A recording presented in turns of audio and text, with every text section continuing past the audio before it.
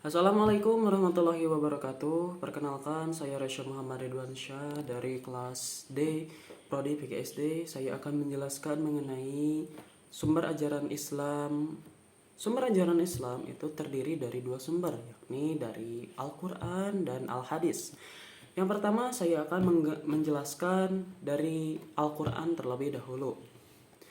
Al-Quran adalah kalam Allah yang diturunkan melalui Nabi Muhammad SAW sebagai wahyu. Pengertian Al-Quran secara bahasa berasal dari kata qara'a yang berarti membaca.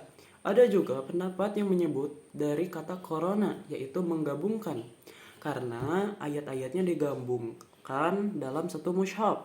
Secara istilah didefinisikan berbeda oleh ulama.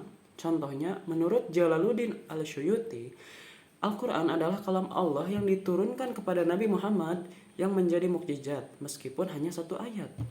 Al-Amidi mendefinisikan sebagai kalam Allah yang diturunkan kepada Rasulullah SAW dalam bahasa Arab dan diturunkan secara mutawatir. Kemudian, nama-nama lain Al-Quran.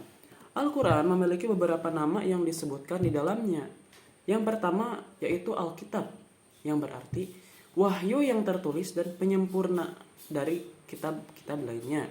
Yang kedua ada Al-Furqan, yaitu pembeda yang jelas antara yang benar, hak, dan yang sesat, batil. Yang ketiga ada Al-Zikra, yaitu pengingat manusia pada jati diri yang sebenarnya. Yang keempat ada Al-Tanzil, yaitu wahyu yang diturunkan. Struktur dan pembagian ayat terdiri dari 30 juz, 114 surat, dan lebih dari 6.000 ayat. Tersusun dari surat Al-Fatihah sampai An-Nas. Ayat Makkiyah dan Madaniyah dibagi berdasarkan tempat diturunkannya. Makkiyah umumnya pendek, ringkas, bernada keras. Topiknya tentang keimanan pada hari akhir, surga, neraka, dan sanggahan terhadap kaum musyrik. Sapaan umumnya, wahai manusia. Kemudian ada Madaniyah. Umumnya panjang, susunan kalimat bernada tenang, topiknya tentang hukum, yaitu sipil, faraid, antara negara, dan mencela kaum munafik. Sapaan umumnya, wahai orang-orang beriman. Ayat mukamat dan mutasyabihat dibagi berdasarkan kejelasannya. Mukam, ayat yang maksudnya jelas dan dapat diketahui secara langsung. Mutasyabih, ayat yang maksudnya tidak jelas dan memerlukan penjelasan dengan merujuk pada ayat-ayat lain. Kemudian ada fungsi Al-Quran. Beberapa fungsinya antara lain, yang pertama Al-Huda, yaitu petunjuk. Yang kedua ada Al-Furqan, yaitu pemisah. Yang ketiga ada Al-Shifa, yaitu obat penyembuh. Yang keempat ada Al-Mauzah, yaitu nasihat, sebagai mukjizat dan penguat ajaran Rasul terdahulu. Kemudian sumber yang kedua itu ada Al-Hadis. Hadis adalah sumber ajaran Islam yang kedua setelah Al-Quran. Pengertian hadis secara bahasa berarti sesuatu yang baru.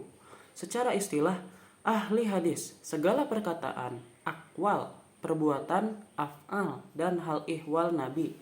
Secara istilah, ulama ushul, yaitu segala perkataan, perbuatan, dan takrir, yaitu ketetapan atau persetujuan Nabi, yaitu mendiamkan atau menyetujui apa yang dilakukan atau dikatakan sahabat di hadapannya yang berkaitan dengan hukum syara dan ketetapannya.